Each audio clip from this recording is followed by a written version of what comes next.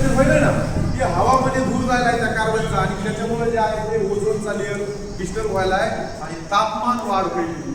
हे जर कुठं कमी करायचं असेल तर शासनाचा उद्देश आहे की कमी मशागतीच्या माध्यमातून त्या ठिकाणी डिझेलचं उत्सर्जन जे काही वापर करून कार्बन उत्सर्जन आहे ते कमी करणे आणि महत्त्वाचा विषय की सतत जी काही आपण नांगरट जी काय करतोय ना त्याच्यामुळं माती जी काही उडून जायलेली आहे शेतात तिची उलटापालटी होईल तर ती त्या ठिकाणी आपण थांबवायची आहे आणि त्या माध्यमातून जे आहे ते कर्मसंचय जे आहे ते जमिनीमध्ये करायचं आहे त्याच्या माध्यमातून आपल्याला उत्पादन वाढ करायची आहे.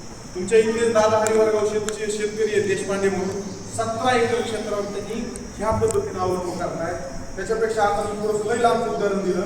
तुम्हाला जर वेळ भेटला तर नागापूरला तुकाराम सोळंके म्हणायचे शेतकरी आहेत. आता मी त्या ठिकाणी जातोय तर त्या ठिकाणी आज चौथं पीक कुठलीही नांगरट न करता त्यांनी घ्यायला चालू केलेलं आहे. त्यांचे सुद्धा तुम्ही त्या ठिकाणी अनुभव घेऊ शकता. आपल्या 3 जिल्ह्याचे जे काही बॉस होते आधीचे डॉक्टर तुकाराम मोठे विभागीय कृषी सहसंचालक ते सुद्धा गेल्या वर्षी त्या ठिकाणी येऊन गेलेले. त्या पद्धतीचा सुद्धा जर तुम्ही अवलंबून केला निश्चित तुम्हाला एक शासनाकडून पैसे मिळाले आणि दुसरा विषय जी काही तुमचा मशागतीवर प्रति वर्ष प्रति हंगाम जो काही 4-5 हजार रुपये खर्च व्हायला आहे तर ते सुद्धा तुम्ही त्या ठिकाणी आहे ते तुम्ही कमी करू शकता. आणखी एक महत्त्वाचा विषय थोडासा तुम्हाला सांगेन. आपल्या भागामध्ये आता जे आहे ते तुम्हाला सगळ्याला माहिती असेल वावाचा पाऊस सध्या आता चालू झालेला आहे. काल परवा आंबेजोगाईमध्ये सुद्धा पडलाय. सगळ्यांनी हे भुंगेरे बघितलेले आहेत का? बघितलेत का? कधी दिसतात हे भुंगेरे? हे भुंगेरे पाहिलेत का? तर सगळ्यांना माहिती असावं हे जे भुंगेरे आहेत हे कधी दिसतात? पाऊस पडल्याच्या नंतर. बरोबर आहे. हा मिरुग आला की हे भुंगेरे दिसतात. पहिला चालू झालेले. लक्षात घ्या महत्वाचा विषय. राईट बरोबर आहे. हा बघा लक्षात घ्या कडुलिंबाचं झाड त्याच्यानंतर बाबळीचं झाड चिंचचं झाड आणि तुमचं आपण जे काही शेंगा करतो ना शेवग्याच्या ते 4-5 जे काही झाडं सांगितलेले तर ह्या झाडांवर सायंकाळी 6:30च्या नंतर हे भुंगेरे आपण तुम्हाला दिसायला चालू. आणि हे भुंगेरे काय आहे जसं आपल्या माणसामध्ये नर आणि मादीचं मिलन झालं की वेगळं होतात सेम तसंच कन्सेप्ट आहे सुद्धा.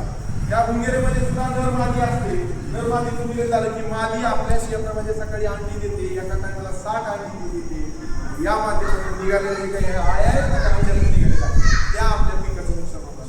आपल्या भागामध्ये तुम्हाला सांगतो की आता हे 5-6 तालुके कंटिन्यू फिरतोय. धारूर, आंबेजोगाई, केज, परळी, लातूर या सगळ्या भागामध्ये कुठं ना कुठं थोड्याफार प्रमाणामध्ये शेतकऱ्यांचं सोयाबीनचं नुकसान प्रचंड नुकसान त्या हंडीमुळे झालंय. सर्वांना विनंती आहे की आतापासूनच हिच्या नियंत्रणाचा उपाय कारण ही आयुक्त असते जमिनीच्या खाली दिसत नाही आणि त्याच्यामुळे कंट्रोल करायला फार कठीण आहे आणि मग त्याच्यावर होणारा खर्च आपल्याला परवडत नाही आणि त्याच्यामुळे आतापासून आपल्याला तिला नियंत्रण करायचं. कसं नियंत्रण करायचं तर आता सांगितलेले जे झाड आहेत ना त्या झाडात तिथं जर लाईटची सोय तुमच्याकडे असेल तर 3 काठ्या तिथं लावा.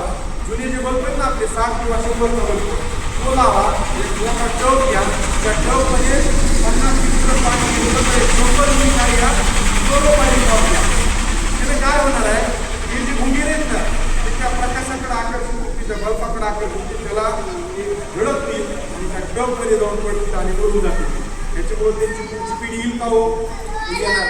या पद्धतीने करा. आणि एखादा शेतकरी असा पण होऊ शकतो किंवा आमच्याकडे लाईटची सोय देत आम्ही काय करायचं तर अशा ठिकाणी जर तुम्ही एरंड सापळा लावला. एरंड सापळा कसा लावायचा तर 1 एकर क्षेत्रासाठी 2 किलो एरंड्या घ्यायच्या बुकना करायच्या त्याचा भरडा करायचा त्याच्यामध्ये 25 ग्राम इष्ट टाकायचं. इष्ट कुठं भेटतंय तुम्हाला परळीला जर तुम्ही गेला किंवा तुमच्या गावामध्ये केक वाला जर असेल तुम्ही ब्रेड तयार करत असेल तर त्यांच्याकडे फुकट इष्ट ते देतात भरपूर असते त्यांच्याकडे.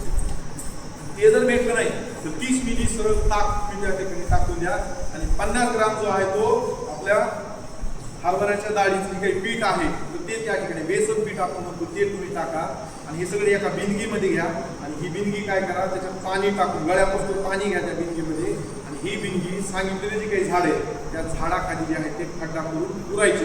तिचं तोंड उघडं ठेवायचं. त्याला 1-2 दिवसाच्या नंतर आंबट गोड वास यायला चालू होतोय आणि त्या वासाला जे आहे ती सगळी भुंगेरी आकर्षण होऊन त्याचे पडतात ते त्या ठिकाणी भरून जातात. अशा पद्धतीने सुद्धा तुम्ही याचं नियंत्रण करू शकता. तिसरा आणखी एक उपाय आहे. मार्केटमध्ये आता बकेट सापळे आलेले जसे कृषी विभाग वितरित करतो ना आपले सापळे लावण्यासाठी कामबंद सापळे सेम त्या सापळ्या